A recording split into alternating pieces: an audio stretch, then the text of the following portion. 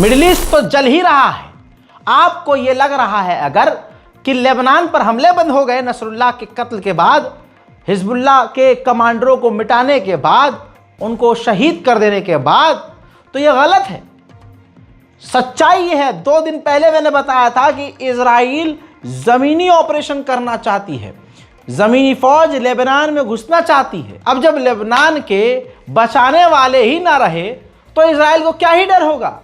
Report screen पर है, देख लीजिए, प्रूफ के साथ, सबूत के साथ आपको बता रहा हूं।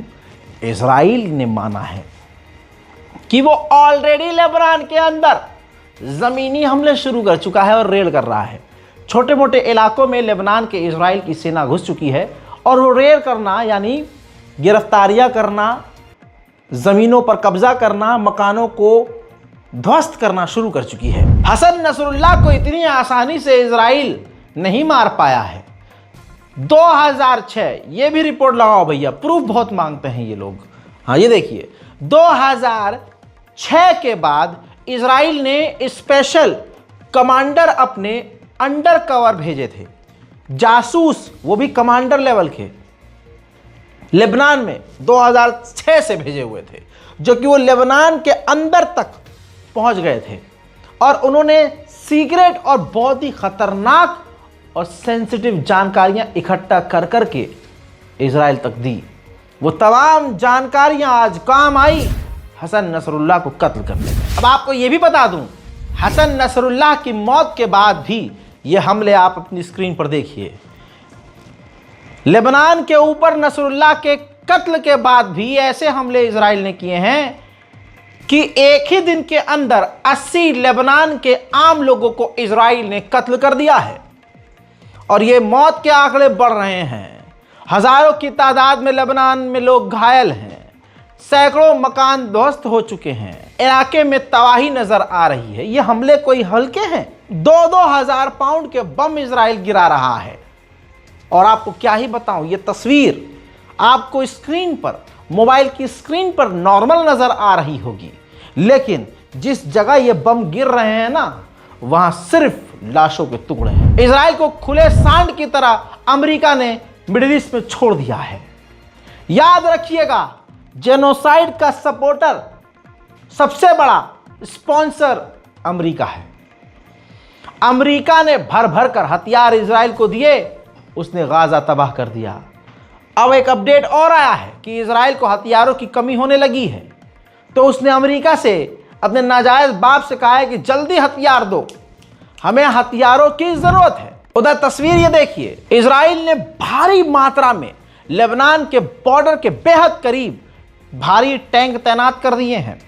आशंका यह भी है कि ये टैंक लेबनान के अंदर भी घुस सकते हैं। आपको क्या पता, एक हसन नसरुल्लाह को कत्ल करने के लिए पूरा यूरोप साथ है इजराइल के। सबूत दूं, देखिए, लेबनान, साइप्रस, फिलिस्तीन और गाजा और मिडिल ईस्ट के तमाम इलाकों में बरतानिया का जासूसी जहाज लगातार गश्त कर रहा है ताकि अपने नाजायज औलाद इजराइल की हर तरह से मदद की जा सके। हसन नसरुल्लाह को कत्ल करने के बाद यहूदियों में खुशी का माहौल है। बैतुल मुकद्दस की दीवार पर जाकर यहूदियों ने कुछ इस तरह से खुशी मनाई है।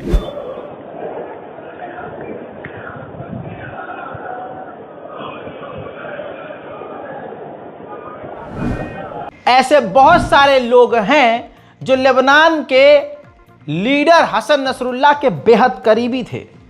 अब जब नसरुल्लाह ही मारे गए तो दूसरों को क्या ही कहना, लेकिन फिर भी रिपोर्ट तो रिपोर्ट है। स्क्रीन पर देखिए, नबील नाम के ये आलिम दीन जो कि हसन नसरुल्लाह के करीबी थे, नबील कावेक, इनको भी इजराइल ने उसी एयर स्ट्राइक में कत्ल किया जिस एयर स्ट्राइक में नसरुल्लाह को मारा गया। इजराइल के हमलों में ये 4 पैरामेडिक्स भी लेबनीज मारे गए हैं। बताना चाहूंगा कि 10 लाख लेबनान के लोग अपने घरों से बेघर हो चुके हैं। हिजबुल्लाह की बटालियन में, नसरुल्लाह की बटालियन में आखिरी जो कमांडर बचे हुए थे, अली कारकी, इनको भी इजराइल ने मार दिया है। उधर ट्रंप के दामाद ने जहर उगला है और कहा है कि 27 सितंबर का वो दिन है जो अब्राहम अकॉर्ड के बाद सबसे बेहतरीन दिन साबित हुआ है, यानी जिस दिन नसरुल्लाह को मारा गया है।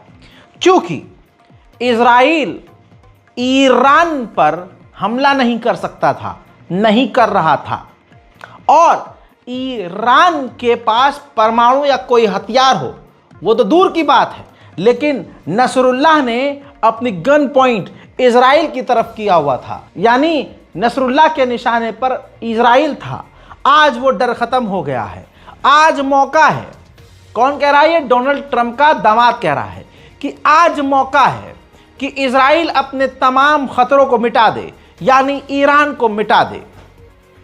और उन्होंने साफ ये भी कहा, डोनाल्ड ट्रंप के दामाद ने, कि मैं किसी भी डील के खिलाफ हूं, ना हमास से डील की जाए ना किसी से डील की जाए, बस जो आपके मन में आ रहा है वो करते जाओ, इजराइल के लिए जो खतरा है मिटा दे जाओ। आप देख रहे हैं माहौल क्या बनाया जा रहा है हजरात मोहतरम। इसीलिए मैंने आपसे कहा था, और इसीलिए ईरान के supreme leader Ayatollah Syed Ali खामनाई को छुपा दिया गया है, सेफ एरिया में भेजा गया है। लेकिन अल्लाह ही मालिक है, सेफ जोन में तो खुद नसरुल्लाह भी थे, बस अल्लाह ही मालिक है, अल्लाह खैर करे। वहीं आपको बता दूं, तस्वीर देखिए, ये देखिए, जो इजरायली लोग हैं उन्होंने सोशल मीडिया पर लिखना शुरू कर दिया है, और ये बात बिल्कुल हकीकत है। जितने कमांडर, जितने सीनियर ऑफिसर नज़र आ रहे हैं, ये सारे के सारे मारे गए हैं। सिर्फ आपको 4 शख्सियत ऐसी हैं जिसमें ईरान के सुप्रीम लीडर, हुथीस के लीडर, हुथीस के कमांडर और हमास के लीडर जिंदा नज़र आ रहे हैं। बाकी इजराइल ने सभी को कत्ल कर दिया है। आइए दोस्तों, मैं आपको एक वीडियो और दिखाता हूं, ये देखिए, जिसके अंदर ये देखिए दिखाया गया है कि किस तरह से पहले कासिम सुलेमानी को इन्होंने, इजराइल ने गायब कर दिया, फिर उसके बाद हसन नसरुल्लाह को मारा गया, और टू बी कंटिन्यू सीधा लिखा हुआ आ रहा है ईरान के सुप्रीम लीडर की तस्वीर के ऊपर। आप पढ़े लिखे लोग हैं, समझ सकते हैं कि इस तस्वीर से इजराइल क्या कहना चाह रहा है। ईरान में खौफ, डर का माहौल है, इराक में भी यही माहौल है। हमारे जो सहयोगी ईरान और इराक में हैं वो खुद बता रहे हैं कि खबरें ऐसी भी आ रही हैं, बीच बीच में गवर्नमेंट कह रही है कि अपने फ़ोन, अपने डिवाइसेस से भी दूर रहिए, इलेक्ट्रॉनिक आइटम से दूर रहिए जिसमें नेटवर्क है। इजराइल कुछ भी कर सकता है, और इजराइल के पास अब खुला मौका है ईरान पर हमला करने के लिए। इसी तरह से ये तस्वीर देखिए, आयतुल्लाह सैयद अली खामनाई, ईरान के जो सुप्रीम लीडर हैं, उनके बेहद करीबी ये जो आलिम दीन है, इन्हें भी लेबनान में इजराइल ने कत्ल कर दिया है। सारी दुनिया चुपचाप है। यही तो आपको समझ में नहीं आ रहा। सोशल मीडिया पे अरब को अच्छे से रेल कर रखना चाहिए आपको। देखिए तो सही, सारी दुनिया खामोश है, कोई नहीं बोल रहा। जो हो रहा है होने दिया जा रहा है। रशिया सिर्फ बोला। रूस के विदेश मंत्री सरगेई लावरोव ने कहा कि इजराइल को अपना ये टेररिस्ट वाला स्टाइल, आतंक का ये स्टाइल बदलना होगा।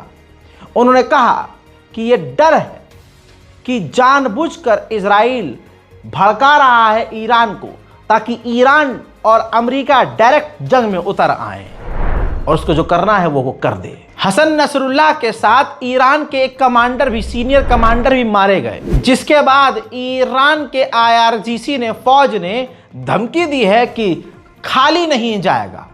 ये जो हमारे कमांडर को आपने कत्ल किया है, ये खाली नहीं जाएगा। अरे भैया, ईरान से हाथ जोड़कर कहूँगा, भाई माफ़ कर दो, अपनी धमकियों से ज़बरदस्ती आग में घी मत डालो। या तो सीधा अटैक करने की हिम्मत रखो, या तो भाई साहब मुंह बंद कर लो।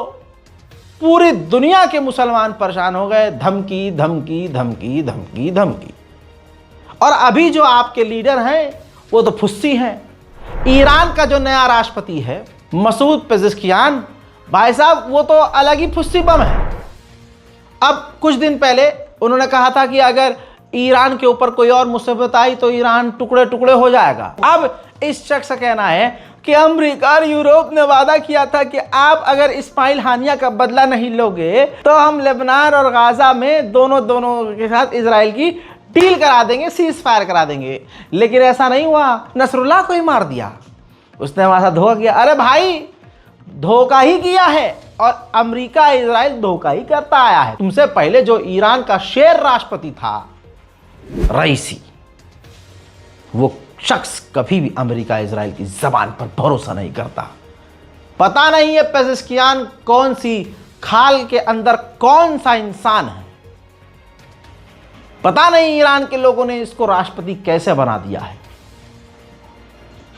खैर, अब हमारे घर पे फोन आ जाएगा हमारे बाप के पास, अरे साहब आपका लड़का ईरान के खिलाफ ऐसे कैसे? अबे सच बोल रहा हूं बे, कान में से मैल निकाल लो, आंखों से चश्मा हटा लो, नशे में मत रहो। नसरुल्लाह कोई छोटी चीज नहीं थे, उनको कत्ल कर दिया है।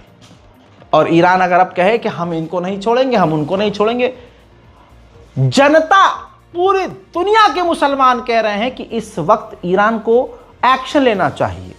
ठीक है, अमेरिका भी यही चाह रहा है, इजराइल भी यही चाह रहा है कि ईरान कोई तो गलती करे। अपनी मसलहत के तहत, अपने सेफ्टी के तहत ईरान अभी कुछ नहीं कर रहा है, लेकिन दुनिया के मुसलमानों के दिल में है कि कुछ तो हो, ईरान कुछ तो करे। अच्छा, दूसरा सच ये भी है जो शायद मैं पहले की रिपोर्ट बता चुका हूं कि ईरान अगर हमला कर भी देता है इजराइल पर, तो ईरान से नफरत करने वाले मुसलमान की भेष में यहूदी हैवान जैसे मोहम्मद बिन सलमान और उसके जैसे और अरब देश खुलकर इजराइल के साथ हो जाएंगे और आखिरकार ईरान अकेला पड़ जाएगा। यह भी सच है, जो मैंने पहले अपना इमोशन दिखाया वो भी सच है, और अभी जो बताया ये भी फैक्ट है। हालात बहुत तनावपूर्ण हैं, कब क्या हो कुछ नहीं पता, लेकिन सच्चाई यह है कि ईरान इस वक्त बहुत बड़े खतरे में है। बस दुआ कीजिए, इस रिपोर्ट को शेयर कीजिए, मेरे इस चैनल रज़ाग्राफी यानी स्क्रिप्टेड को सब्सक्राइब कीजिए ताकि मिडिल ईस्ट की जानकारी आप तक पहुंचती रहे। जय हिंद।